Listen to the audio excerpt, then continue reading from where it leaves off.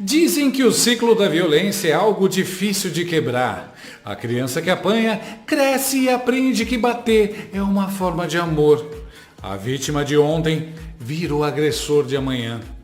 Vejam Emmanuel Macron, um jovem franzino, vulnerável, que um dia levou um tapão literal da própria esposa, 24 anos mais velha. E olha só no que ele se transformou. Um predador diplomático, um monstro geopolítico que simplesmente esmagou o nosso querido presidente Lula com uma única frase.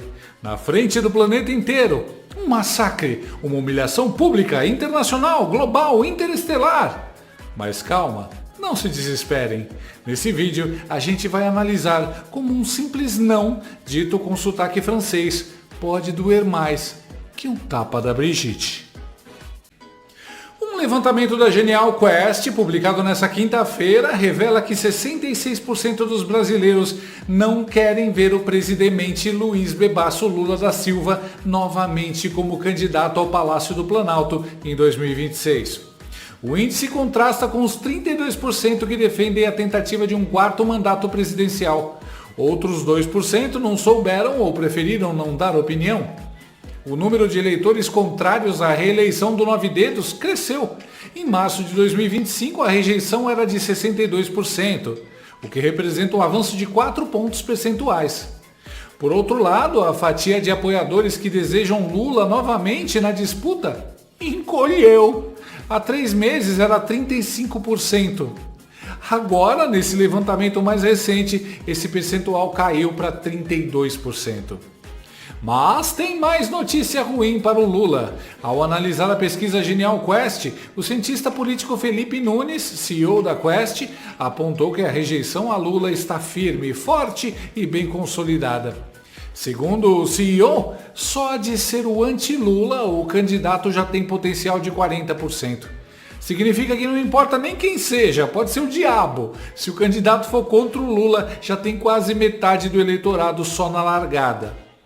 A pesquisa mostra que pela primeira vez a rejeição ao governo está se transformando em rejeição eleitoral ao Nove Dedos, alavancando as candidaturas dos potenciais herdeiros de Bolsonaro. Todos aparecem crescendo ou já empatados na margem com o bebum de Garanhuns. Quem tenta, mas não consegue disfarçar o desespero com esses números é a comentarista da Globo News e manicure dos Nove Dedos de Lula, Mortadela Lima.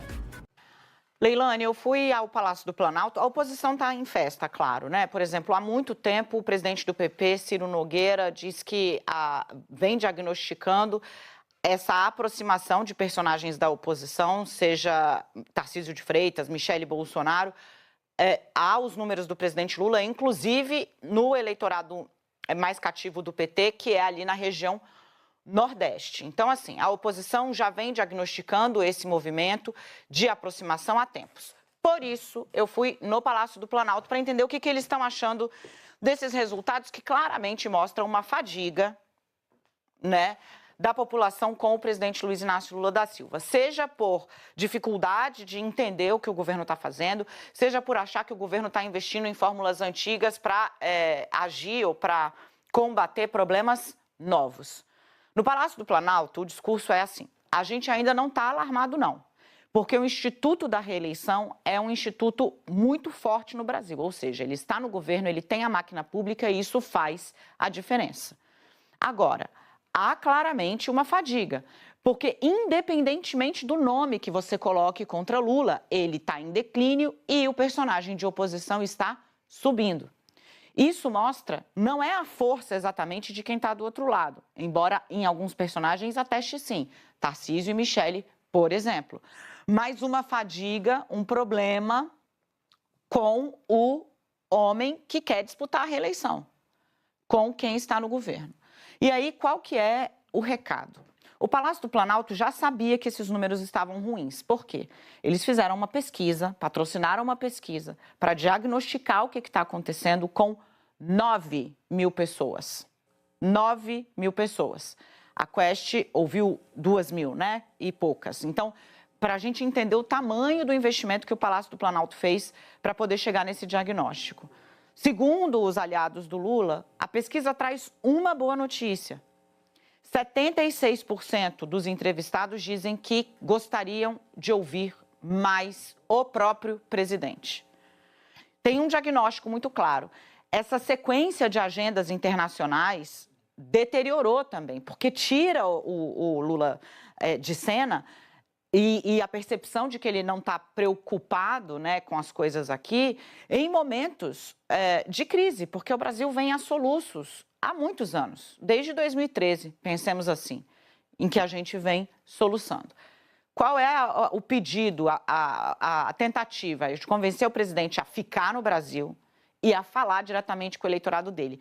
Seja, como eu contei ontem, ampliando a presença nas redes sociais, seja viajando pelo país. O diagnóstico de que as pessoas estão sentindo falta de ouvi-lo, da comunicação, né, de ser ele a figura de centro desse governo, né, a figura que comunica as ações desse governo, justifica as ações desse governo, leva a esse diagnóstico. O governo completamente perdido, achando que o problema é o ladrão falando pouco. É a sua hora de brilhar, Sidônio. Sim, porque por mim seriam no mínimo 3 entrevistas coletivas por dia, tudo no improviso. E com o microfone aberto para a Janja falar também. A esquerda é tão burra que não percebe que os 76% que querem ouvir mais o cachaceiro é para justamente desgastar ainda mais a imagem dele. Quanto mais ele e a Janja falarem, mais ele se atola na areia movediça da rejeição popular. E a cara de velório da Daniela é impagável. Como deve se sentir uma pessoa que passa pano para o governo o tempo todo e a desaprovação só aumenta? Deve ser deprimente saber que o seu trabalho, o seu esforço não adiantam nada. Também acho engraçado a Mortadela falando no plano do Lula andar pelo país. Como se ele pudesse andar pelo país sem ser vaiado e tomar ovo na cara, né? Além do mais, como andar pelo país se só tem impostos, corrupção e notícias ruins para anunciar? Pois é. Até o Palácio do Planalto sabe que faz um governo de merda. Só a Daniela que ainda não sabe. O legal é que somente agora eles expõem a incompetência deles.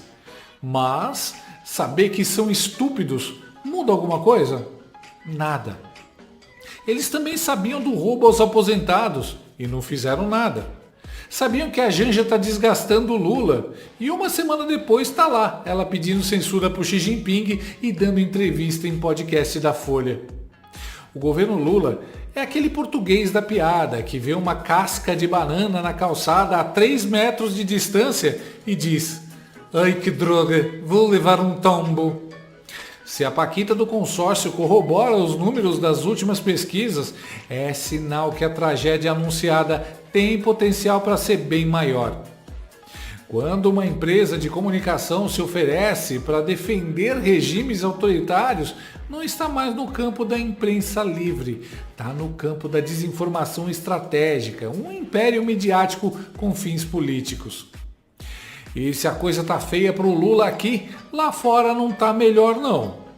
Em discurso nessa quinta-feira, em Paris, o gnomo de 9 dedos se meteu a falar asneira sobre a guerra da Ucrânia e tomou uma invertida humilhante, ao vivo, do amigo íntimo da Janja e presidente da França, Macron.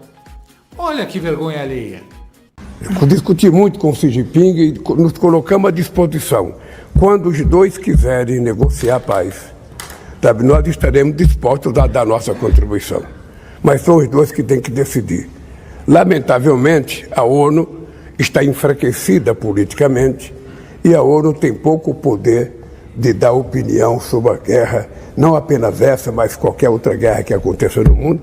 E é lamentável, é por isso que o Brasil tem brigado há muitos anos para o fortalecimento da representação do Conselho de Segurança da ONU.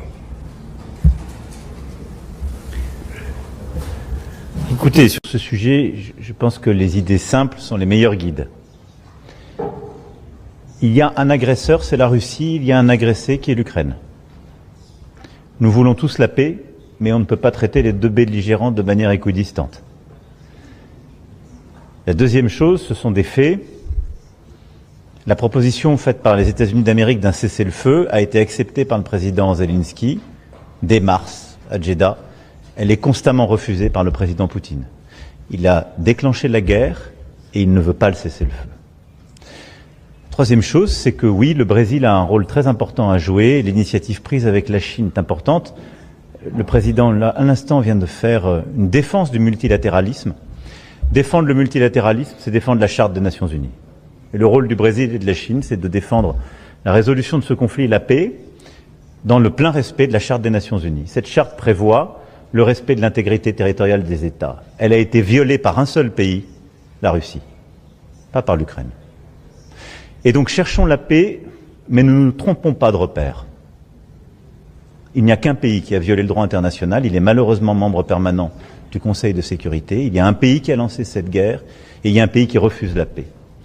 Alors même que nous avons réussi collectivement à convaincre, encore une fois, le président Zelensky, lui, de l'accepter. Donc je pense qu'il est important que nous unissions nos efforts. Nous allons en reparler avec le président Lula. J'ai eu, il y a 10 jours, longuement le président Xi Jinping pour l'inviter à réenclencher des efforts diplomatiques pour faire pression sur la Russie. Et le cœur maintenant des efforts que nous devons tous faire, Européens, Américains, Chinois, Brésiliens, Indiens, c'est de faire pression sur la Russie pour qu'elle arrête le conflit, pour qu'une paix robuste et durable puisse être négociée, qui permette d'apporter les garanties de sécurité et qu'il n'y ait pas de reprise de cette guerre. C'est tout. Bonjour, bom dia, Frédéric Saïs de Radio France. Monsieur le président Lula. Não basta jantar a Janja, o Macron entubou o Lula na frente de todo mundo. Chamou a mãe de croissant, o pai de baguete e comeu os dois. O 9 Dedos foi checado ao vivo, quem diria? Sem a Globo News eu não consigo. Anão diplomático sendo escovado em frente às câmeras. Quando sai do ambiente controlado dos jornalistas amigos e enfrenta o contraditório, é só pancada. Mais uma vez o desgoverno brasileiro, na figura caquética e ridícula de Lula, é humilhado. Dessa vez por um pateta que acabou de ser estapeado na frente do mundo pela própria esposa. Que lixo! Fora que quem negocia efetivamente o fim da guerra é o Trump e não esses dois palhaços. Aliás, o Dilma atualmente não é nem um anão, é um protozoário diplomático. A diferença na questão saber se expressar, saber falar e saber o que está falando é gritante. O ladrão de 9 dedos parece uma criança aprendendo a falar e a falar em público na aula de apresentação de trabalho na escola. Que dureza ter um presidente sem escolaridade. Você notou? O multicondenado parece que está no desespero, preenchendo as 20 linhas da redação. Nada com nada, total sem conteúdo.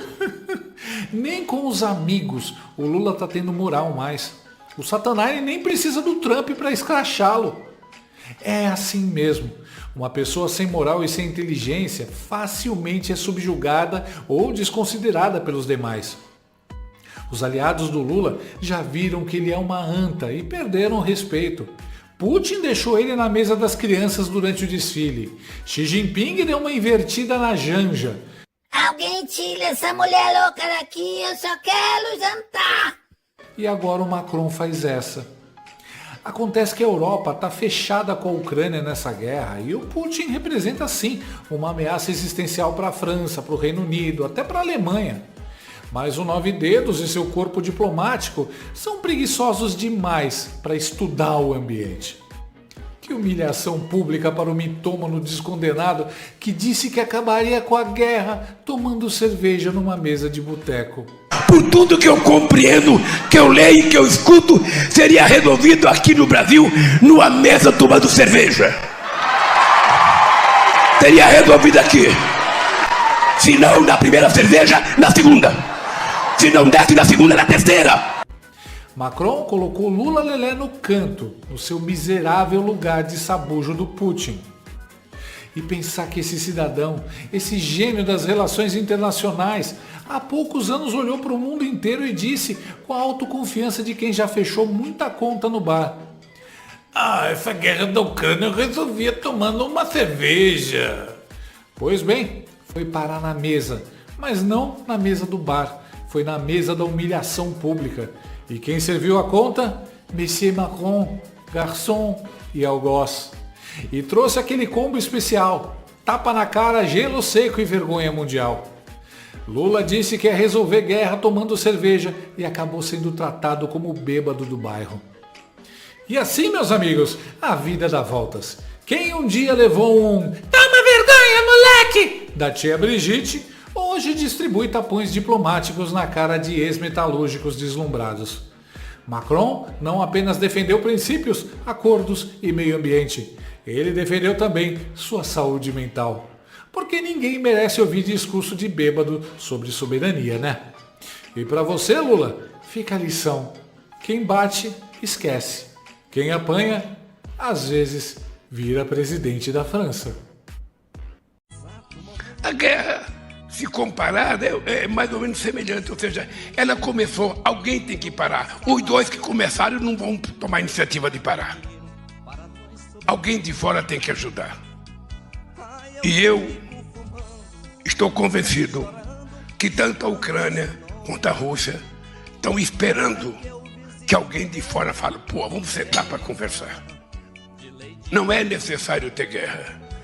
O que o Putin quer? O Putin não pode ficar com o terreno, sabe, da Ucrânia. Não vamos, talvez nem se discuta a Crimeia. Mas o que ele invadiu de novo vai ter que repensar. O Zelensky não pode também querer tudo o que ele pensa que vai querer, sabe? A OTAN não vai poder se instalar na fronteira. Então tudo isso é assunto que a gente tem que colocar na mesa. Gostou desse vídeo? Então inscreva-se no canal, comente, curta e compartilhe com seus amigos. Não gostou? Compartilhe com seus inimigos. Até o próximo vídeo, se o mundo não acabar antes. Por hoje é só.